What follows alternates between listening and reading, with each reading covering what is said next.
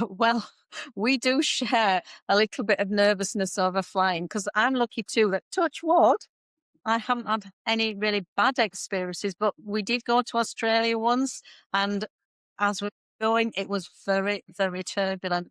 And I can remember having a drink on the tray, and it was spilling. And then, sometimes when the terms it sort of drops, and everybody's like muttering and things. So I've never been to Australia again. I can do a 3 or 4 hours, but I think that maybe put me off. Hello, everybody, and welcome back to another British English conversation with me, Lewis, and my mum. So, Mum, how are you? I'm okay, thank you. I went to get my hair done this morning, so it's looking a little bit different how I would style it. But people never, you sort of say to a hairdresser, can you do this and that? But sometimes you just have your own way of doing things. But yeah, here I am. I'd love to say I had it done especially for the podcast, but it was booked weeks ago. So it's just a coincidence. But nice I to see. mean, nice to see you too. You look beautiful. Your hair looks fantastic. And you used a get phrase as well, because you said you got your hair done. You could also say, I had my hair done. And this is actually a common mistake that many learners make because they will say, I cut my hair. And if you say, I cut my hair, it means that literally you got some scissors or a razor and you started cutting it yourself, which, funnily enough, is something that I actually do. I know. I'm crazy. I'm mad. I'm mental. But hey, let's get started with another get class. Because in our last conversation, we were going over how to use get in conversation. So I thought, why not continue with some get phrases and phrasal verbs? So, Mo, are you ready to get started? I am.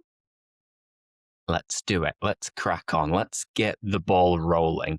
And we can begin with this first question. So it is, do you usually get along with your coworkers? And we can use get along or get on well with. So, Mum, do you usually get along with your coworkers, colleagues, or workmates?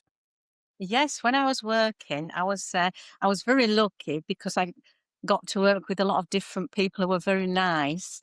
I'm quite easygoing, which I've sort of mentioned before. I don't like confrontation, so I'm not likely to argue with somebody anyway. Um, some people, I think you need to know when to help somebody or offer to help somebody or when to take a step back. I did work with somebody who perhaps was worried in case somebody trod on their toes, if they sort of they wanted to feel that, they had something which they were doing. And I understand that. So you don't want to interfere. So yes, I got along well with all my colleagues and so much I keep in touch with now, even though I'm retired. We go out for lunch. So it must have worked. I must have done something right. I'm sure you did. And you used a nice expression there, which was to tread on someone's toes. And if you're treading on someone's toes, you are literally like stepping on what they're doing. So you're kind of like interrupting them or you're doing things that they would rather do themselves. So you're getting involved with something when maybe you shouldn't be getting involved. You should just, take a step back. And like you, as we've discussed before, I'm quite easygoing as well.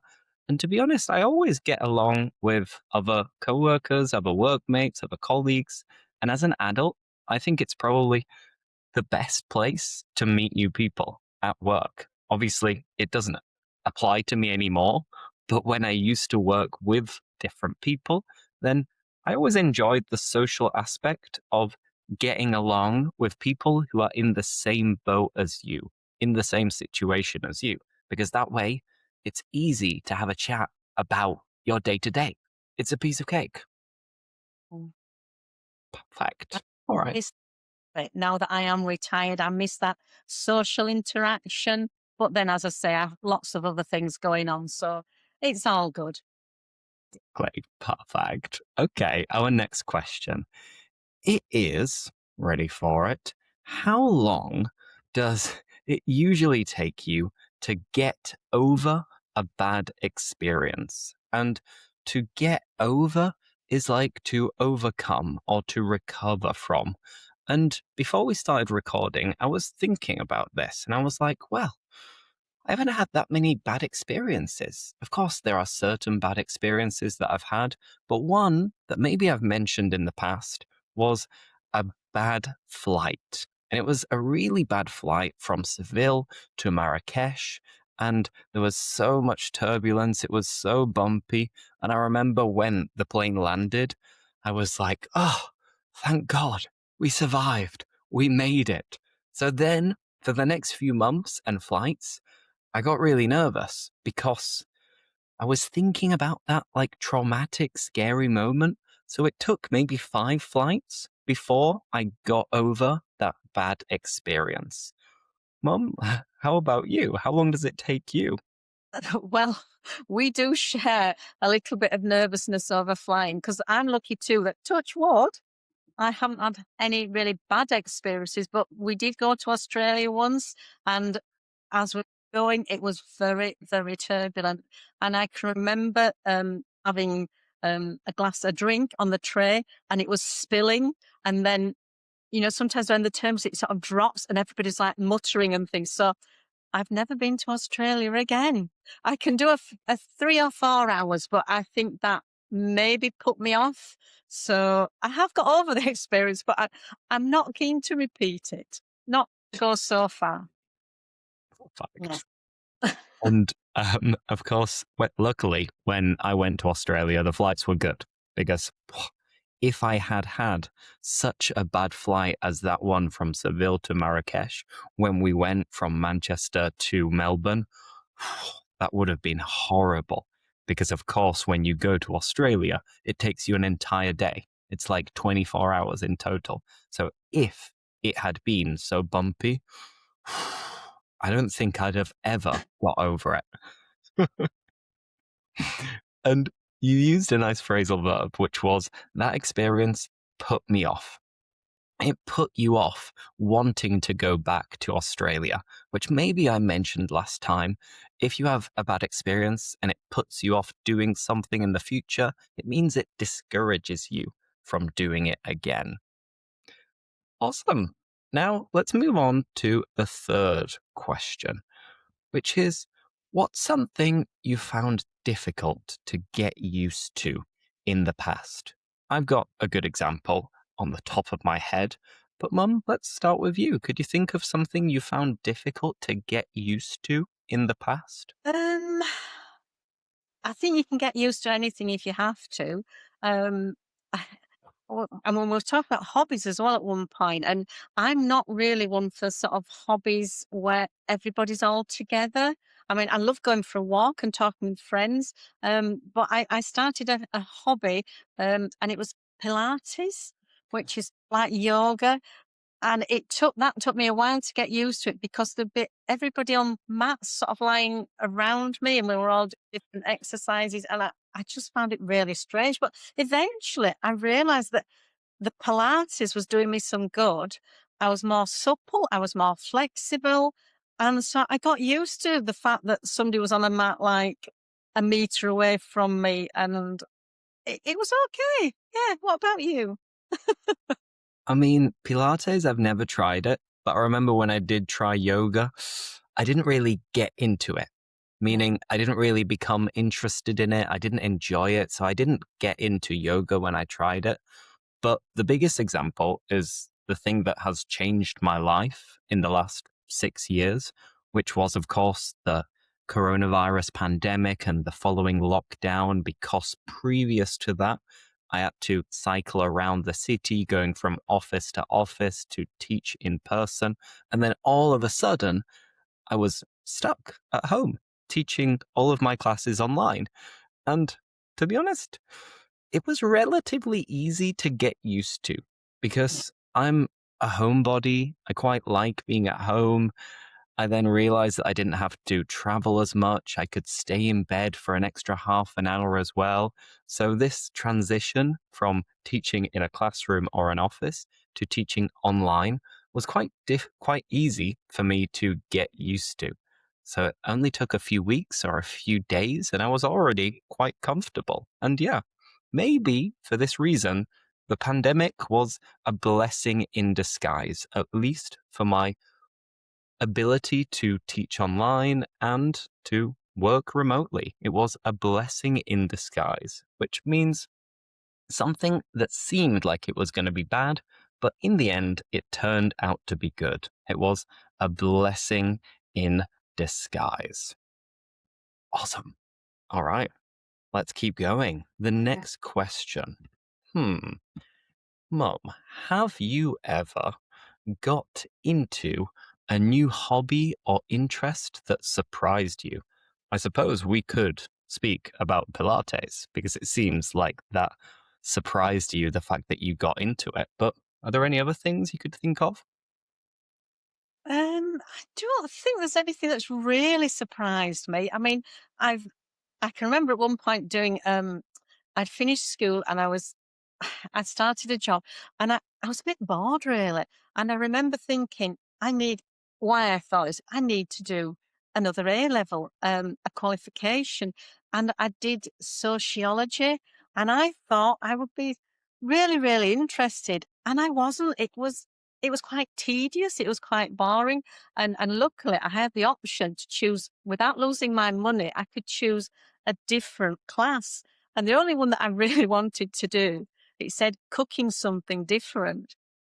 So I thought, do you know what? And at the time, I didn't really cook because I had a mum and she did it for me. So maybe I was a little bit lazy. I mean, I loved good cooking. So I thought, I'll try that. And actually, I think that's when I really did get into cooking because I really enjoyed it. I'd met your dad by then. So we would go, I would do this class. I'd met something really quite unusual for the time. This is was sort of in the 80s. And yeah, I really enjoyed that hobby. So what started as a qualification, which I've no idea what I would have done with it anyway, I just did a complete U-turn and did something completely different, but I enjoyed it more. And it surprised me how much I enjoyed cooking, having never really had to do much before because I was looked after too well. Thanks, Mum. Exactly. You were spoilt by grandma. I Excellent. Now, I can think of another example that has really surprised me, the fact that I've got into it so much. And it's only happened in the last year and a half. So maybe you're not even that aware of the fact that it's something that I've got into. I think I've probably mentioned it, but we maybe haven't discussed it that much. But I'd say the thing that I watch the most nowadays on YouTube is things related to investing, the stock market, different stocks, gold, silver. And 2 years ago, I couldn't care less about anything about this. I thought it was a load of rubbish. And I thought, I never need to do that. That's too risky. I don't know. It just wasn't up my street. It wasn't my cup of tea. It wasn't my thing. But weirdly, over the last year and a half, I've got really into like the idea of investing because I think it's something that I can learn a lot, which could help my future. And I don't know, maybe I'm attracted to money. And I think it's important to know how money works and how values can change and all of these random things that I had no idea about in the past. And hey, recently I've got into investing. So hopefully I'll become a millionaire in the future.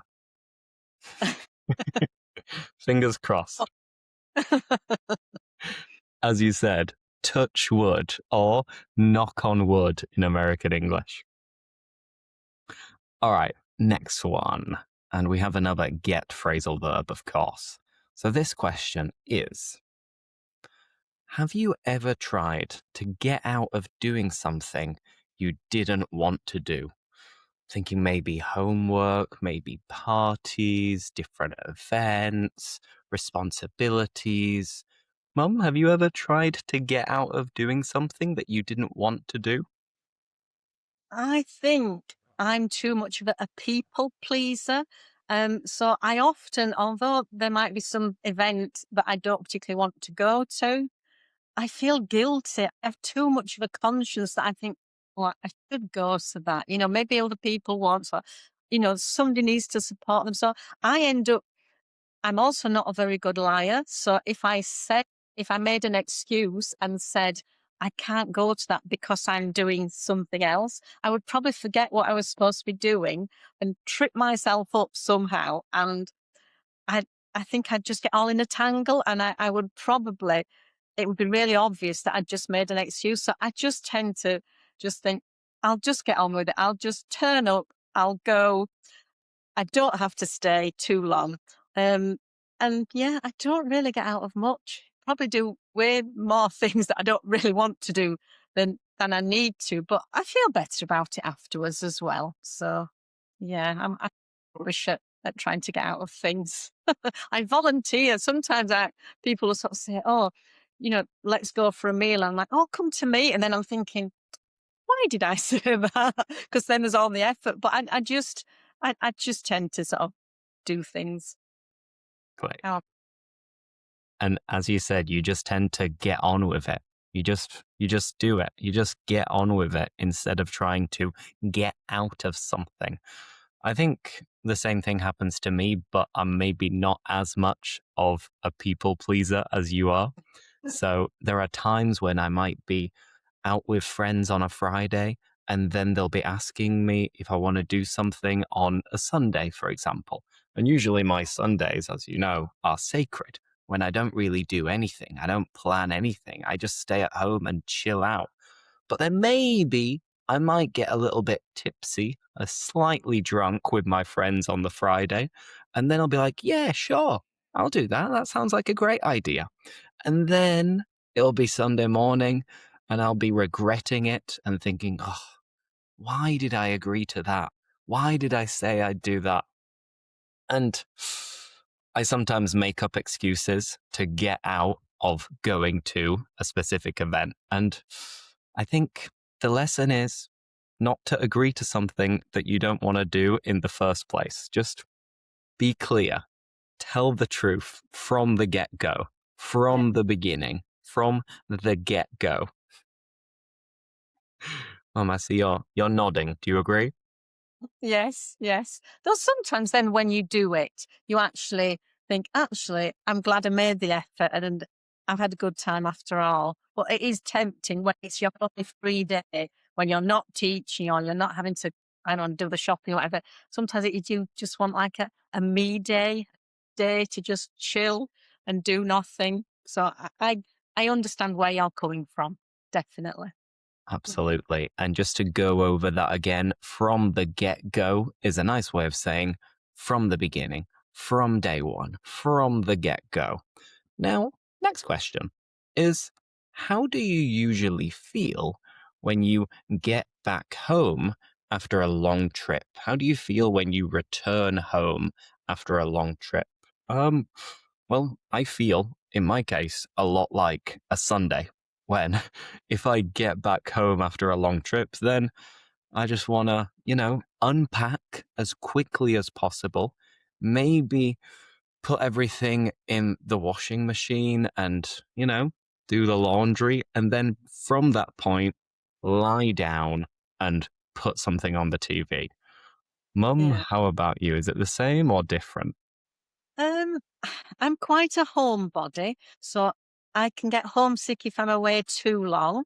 But then sometimes if you've been on a really good trip and you've enjoyed it, um, no pressures, there was no work, there was nothing like that. When you get home, you can be a little bit sad that it's over, a little bit, not depressed, that's too strong a word, but you can be like, I've been on the holiday, I've spent all my money, so I'm not going again for a while. And it just sometimes just takes time to just get back into just the daily routine. So you think, oh, last week I was on a beach and I was having beautiful food and now here I am. And so there's sometimes there's been a sadness. Other times I've gone away and after a couple of weeks, I'm ready to come home. I want to get back into the routine. I want to cook my own food and not have to sort of go out every night. And yeah, I can be sad, but if you've enjoyed it, it's just then sometimes it's nice to just come back home and like you say, just get back to just the daily routine and just do normal things. Mm. Exactly. So the holidays are amazing, but a little bit of normality is quite nice. Mm.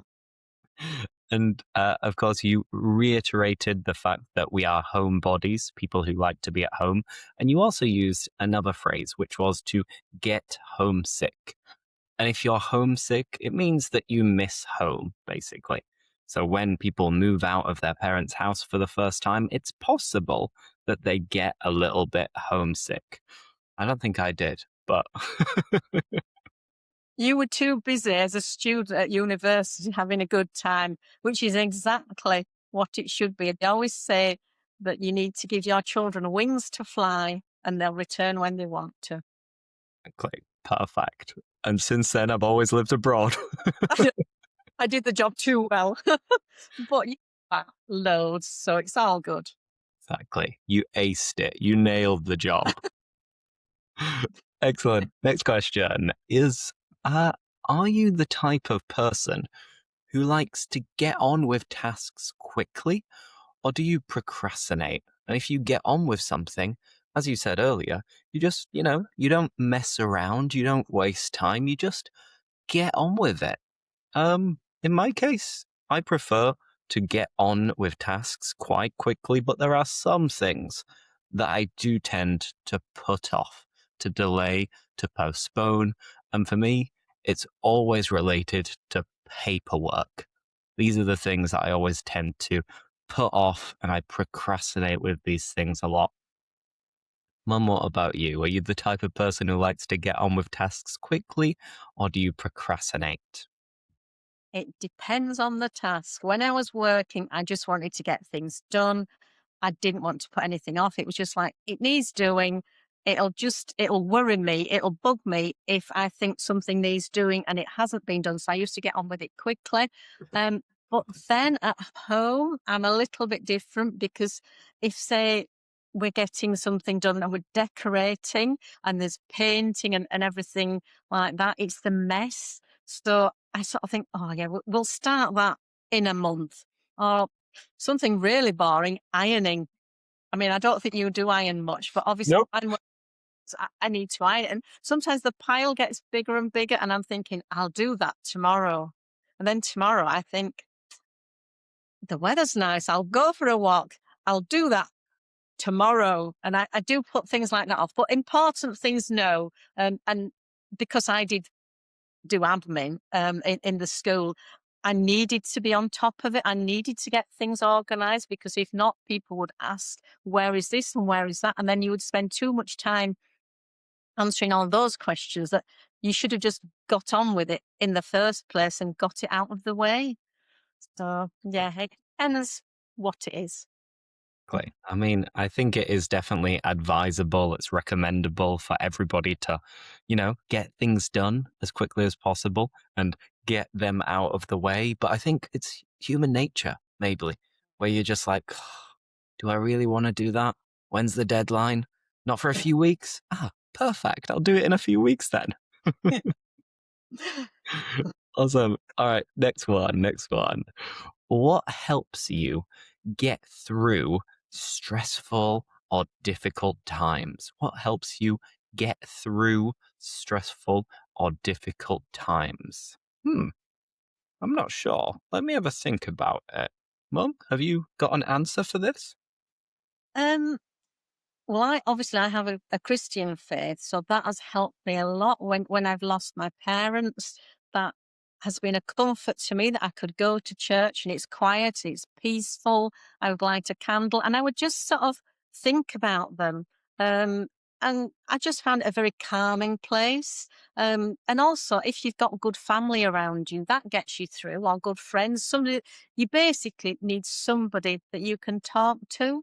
And sometimes actually, if it's a member of the family, sometimes it's better if it's somebody who's not related that you talk to because you don't want to upset the other person as well. So I would say for me, it's my faith, obviously, but it's having, good family, strong family bond and good friends that you can also turn to that aren't directly related to the situation. So that can sometimes be easy as well. And everybody gets through things eventually. Sometimes it just takes longer than others. Exactly. So I guess the important thing is just speaking about whatever's going on, whatever you are going through, and speaking about it with friends, family. I think just getting it off your chest, another nice phrase. So if you feel, I don't know, nervous, anxious, stressed, or whatever, it's nice to get it off your chest and just say what you think, say what you're feeling, and then you do feel a little bit lighter and you feel maybe less anxious, as I said, less nervous. So, yeah, I think the message is to speak about what's going on, really. absolutely. Communication is key. Like, perfect. Good. Okay, you see, we're getting more and more philosophical, Mum. It's amazing. Hope this isn't too deep. No, it's fantastic. And I hope you are enjoying this conversation, this podcast, everybody. And if so, of course, don't forget to leave a like and let us know if there are any topics you'd like us to discuss in the next one. But anyway, getting back to the topic of get phrasal verbs, the next question is, do you think you could get by in a foreign country without speaking the language? Mum, what would you say here? Well, obviously, we go to Brussels to see you. We go to Spain to see you. Um, and obviously, we can get by because a lot of people do speak English, which is fantastic. But I also feel there's an obligation to try and speak to somebody in their language. I don't think you should go somewhere and expect them to make too many allowances for you. So obviously, I did some French when I was at school many, many moons ago, many years ago. And then, you did Spanish, you went to live in Spain um, with your beautiful family there. And I just, I felt that I wanted to bring something to the table to be able to go. And if we went out for a meal, I could try, I might not be good, but I could try to order something. I could try to talk to people because I just think it's polite. It shows an interest. So yes, I'm sure I could get by, but I would feel very guilty and as if I wasn't making enough effort if I didn't at least try to learn some of the language. I mean, you're lucky because you have an aptitude that I know when you went to Brussels, then you started with the French and you seem to pick it up more easily. I think I'm older now, in my 60s, so my brain clearly doesn't work as well as yours. So it's harder for me, but hey, you're young. Yeah, you can talk to people. Well, I don't think you should put yourself down. I think your brain can pick it up. You know, it's all about the attitude. It's all about that optimism, that positivity, that can do attitude. So come on, Mom, you can do it. But no, I do agree that we are lucky in this day and age, in the 21st century, with all of the technology we've got, and the fact that people around the world generally make a huge effort to speak English and to improve their English. Of course, if you're watching this, this is what you're doing, even though you already speak English. So I don't know. I personally don't feel guilty, but I think a lot of Brits do feel guilty when they travel abroad because we end up speaking our mother tongue and other people are the ones who are making the effort. So it's a bit of a shame, it's a bit of a pity. But as a result, I think we're lucky enough to be able to get by in 90% of the world because most people can get by in English. If then you went to a random tribe in the Amazon rainforest, then it'd be difficult. But that's an extreme, of course. Actually, I do remember when you were quite young, we went to a very small Spanish town, and that was quite difficult because not many people did speak English. But we went out of our comfort zone and we tried, and it was actually quite rewarding. And it was nice to just see Spain as it was with its own culture, and we still got by, but Yeah, I like languages. I think they're interesting. Okay. Uh, And when in doubt, I think with gestures, you can always get by. Gestures and a smile and a good attitude. So if you're smiling and using your fingers to point at different things, whether it's thumbs up or thumbs down, I reckon if you really want to be understood and understand, there's always a way to do it. Yes. Perfect. Next question. How often do you get together? Do you meet your family and friends? Well, I guess both of us could answer this together because, of course, it's a son and mum conversation. But in my case, I think recently I've been going back home every 2 to 3 months. And then when I go back home, I stay for a long weekend or sometimes more often. So personally, I always try to make sure that I get together with my family every 3 months, give or take. Mum, how about you with maybe other members of the family, with your sister, with, I don't know, cousins, for example? Yeah, I see my sister every week, at least once a week. And it's nice. There's 3.5 years difference, so we've got a nice relationship going. And it's just it's nice. And then I do like as again when I mentioned about the cooking, I do like to get the whole family round. So that might be every few months. But yeah, I see my sister all the time, really, and it's nice. It's she's known me all my life, so why wouldn't I? And it's lovely that you come often and see, and especially now since you're an uncle, so I think that's been more of an incentive to come back as well, because obviously he's 2 now, and that's lovely. And then I do see my friends too. I had some, dad was away in Mallorca last week cycling, which was lovely. I had a week to myself, which I quite enjoyed. Woo-hoo. I found some girlfriends around, a few of us that I've known for many, many years. It was sunny. We sat in the garden. I made cake. And it was lovely. But I mean, I have different sorts of friends. So I get, different groups from different stages in your life. So I get together with all of them probably every few months, maybe. Sometimes it's longer. Sometimes you have friends where you don't see them for ages. And then it's like you saw them just last week. You can get together and sort of get on again really quickly. It's as if you've almost never been apart. Um, but yeah, and I don't see my cousins as often. Maybe sometimes it can be. I saw one of them. Actually, one lives in Australia, so it's difficult. Some of them back in December, so obviously it's months now. Some live in London, and but obviously my sister, the closest ones, and obviously I see your sister. As in my daughter all the time and her husband and things because they're quite local and I help with the baby minding. So yeah, I do see I am very family orientated. So obviously I make the effort and I so appreciate that you do too. Thank you. Good It's so my pleasure. It's my pleasure. Absolutely. brownie points. Perfect. Okay, how about the next one?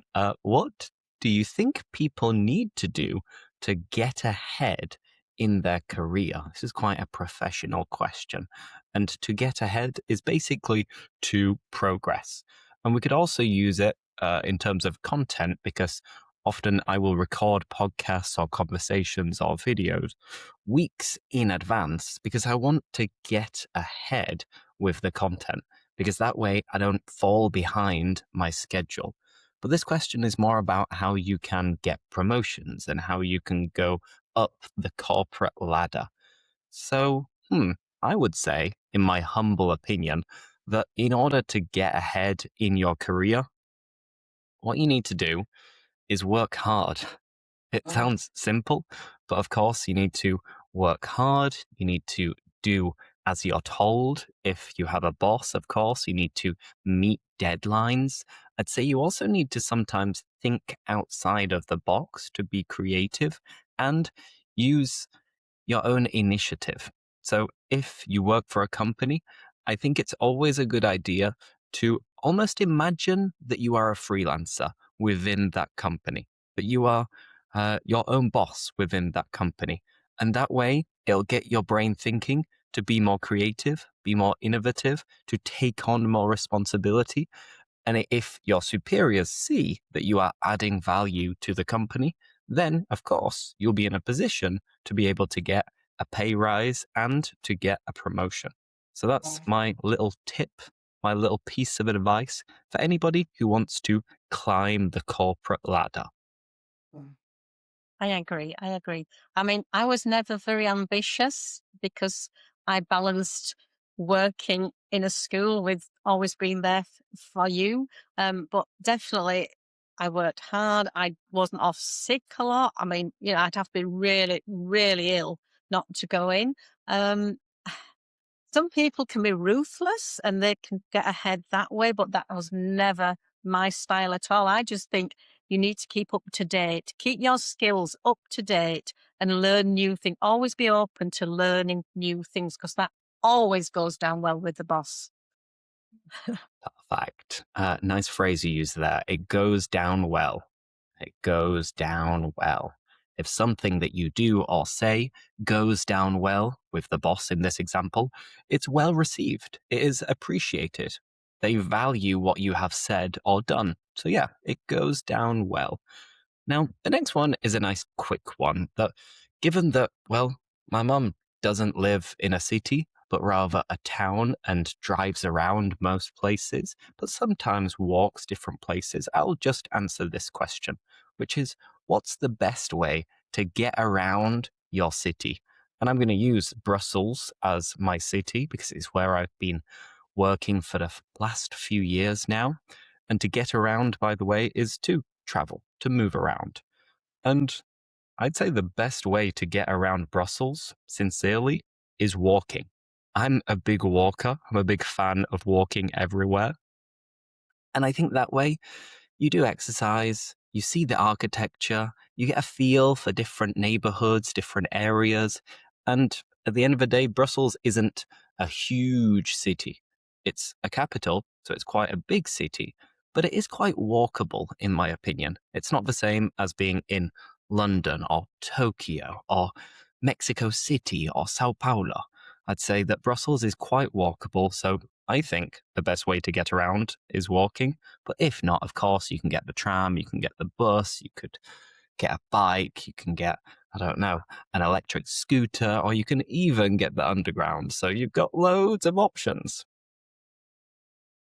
I'm just wondering whether I should tell the embarrassing thing was when I last visited, when you mentioned trams, and when we came to see Brussels the last time, and I was on the tram, and it was absolutely packed. We were like sardines. We were all up close to each other, and I had a suitcase, and there was a metal pole, and I sort of was holding the metal pole, and then suddenly he went round a corner really fast and I sort of whistled round and I ended up almost falling and just remember looking up and all these faces were basically whatever language, are you okay? And I was so embarrassed.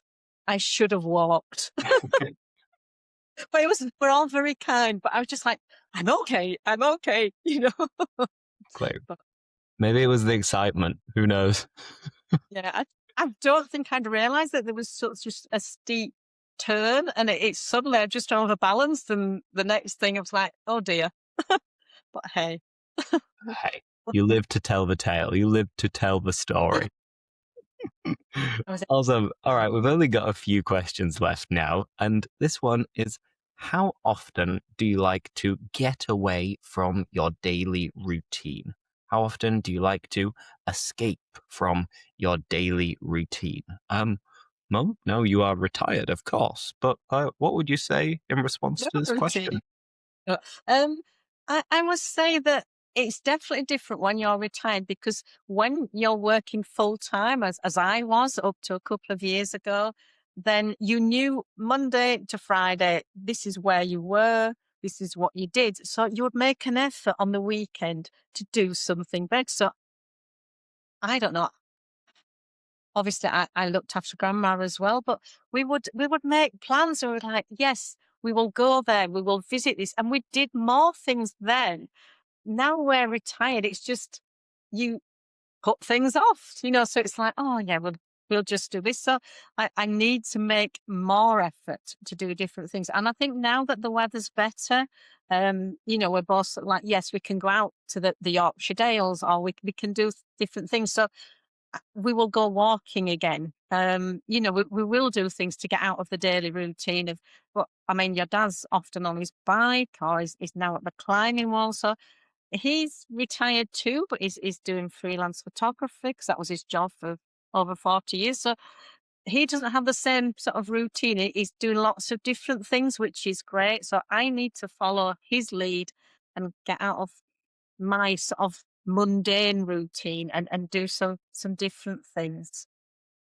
Clear. Uh, Yeah, Resolution. maybe. I mean, I think to be honest, it's nice on a Saturday if the weather's good, especially now spring is here in summer as well, to go on these little day trips, getting the car or train to go somewhere for lunch, have a walk around, and have a change of scenery, I think is good. And it's a good way to get away from your routine. And I don't know, maybe it energizes you at the same time to just plan something every fortnight or every few weeks to say, like, all right, Saturday, we're going to spend the night away or we're going to spend the day on a little day trip. That way, it keeps you motivated. It gives you something to look forward to as well. Yes, I think you have a meal booked tomorrow. Thank you for the voucher. You and your sister, we're finally getting around to spending it. And we've got a lovely place booked, and that will be different to the routine. It'll be just nice to get away, go out for a meal, have a walk around. Yeah, it does you good. Perfect. You used another phrasal verb with get there. You see, many native English speakers don't realize when they're using idioms and expressions, but I reckon you're getting the hang of it now. I used another one, but the one you said is that you were getting round to going for this meal. So for my mum and dad's birthday, my sister and I got them a voucher. And in the last couple of months, they didn't have time to book the restaurant. So they didn't get round to booking it, meaning they didn't have the time or the opportunity to do it. But yeah, now you have. Anyway, the penultimate question, it's going to be a quick one as well. And I'm going to answer this one myself. Is is it difficult for you to get your ideas across? In other words, to explain what you want to transmit, what you want to say.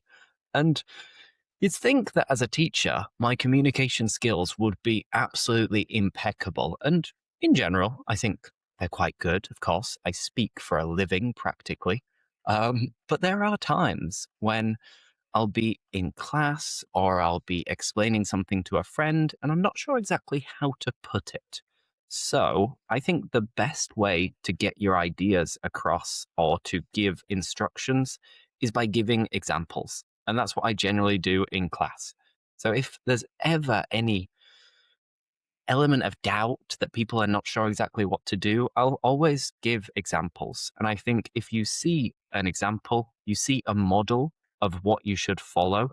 So that for me is the biggest tip for getting your ideas across is giving examples, giving a model. And then it's much easier to follow a pattern than it is to interpret often complex instructions and try to do your own thing. So that recommendation is to always give examples, give tips, give models if you're not sure how to get a message across. Awesome. Now, last but not least, we have the final question. So, Mum, I'll ask you. And it is, do you ever get carried away when talking about something you're passionate about? And if you get carried away, it means that you get ahead of yourself, maybe. You get a bit too excited. You get too passionate about something and you forget maybe what you were speaking about before. That is getting carried away, getting too excited, basically. So, yeah, what would you say? Um, I think there was a danger of that happening when we had the kitchen done because it was like pulling the walls down. It was doing things, and I'm not used to such such work. It was a mess. But then I would speak to, I mean, your sister's a graphic designer, so she was really, really useful, really handy for me to talk to her. But I was like, what do you think of this? And it started off as we were just having new units there. It was like, wouldn't it be a good idea to knock the wall down and then we can open up the dining room? Who knew? And then it was just like, well, we need a new oven. It's like, oh, but we do lots of cooking. We have lots of people, and we'll get two ovens. So I think I did get a bit carried away. And then it was just like the worktops. It's like, yeah, let's get the granite. Oh, that looks really nice. And then you're sort of blowing the budget. So what you think you were going to spend is actually more there. It's much higher. So we probably did get a little bit carried away. What was going to just be a few units ended up being a remodeling almost. But I'm pleased with the results. But yeah, I think somebody did say to me, "Why have you got two ovens?" And I was just like, "But I have all friends round, and I just I'm a I'm the sort of person. It's like, oh, bring bring a friend, come along. It's nice because I just like a house should be filled with people, and you can chat over a meal so much better. So the kitchen, we probably did get carried away, but it was worth it. But I have no plans to do anything else for a very long time.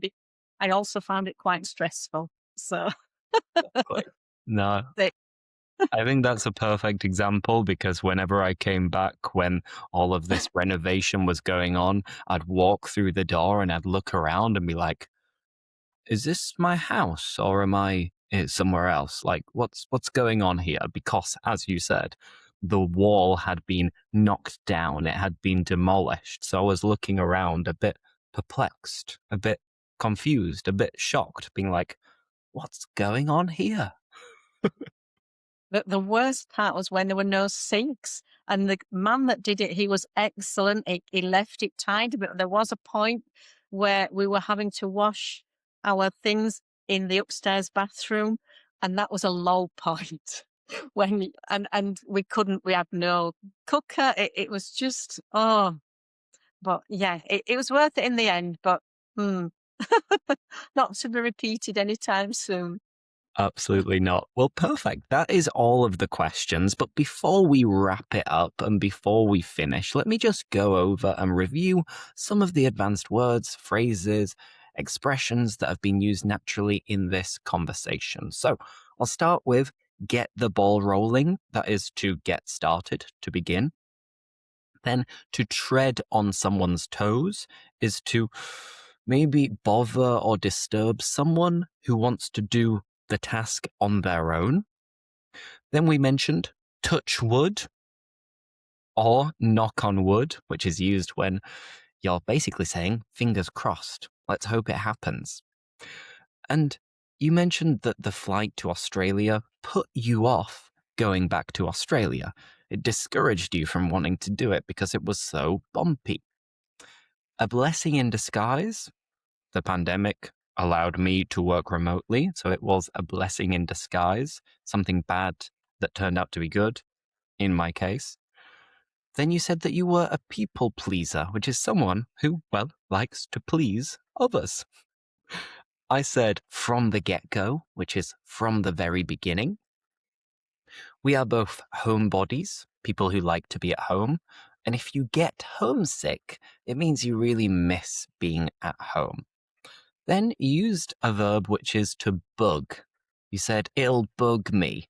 If something bugs you, it means that, well, it annoys you. It gets on your nerves. Whoa, it really bugged me. Then I said, it's nice if you're going through a hard time to get whatever is going on off your chest. So if you get something off your chest, you say something that you are keeping inside of yourself. And if something goes down well, it's well received by the other part. And if you get round to doing something, you find the time to do it.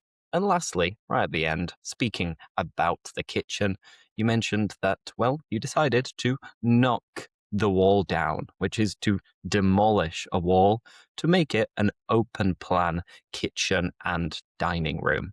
So There we go. That's our recap. Well done.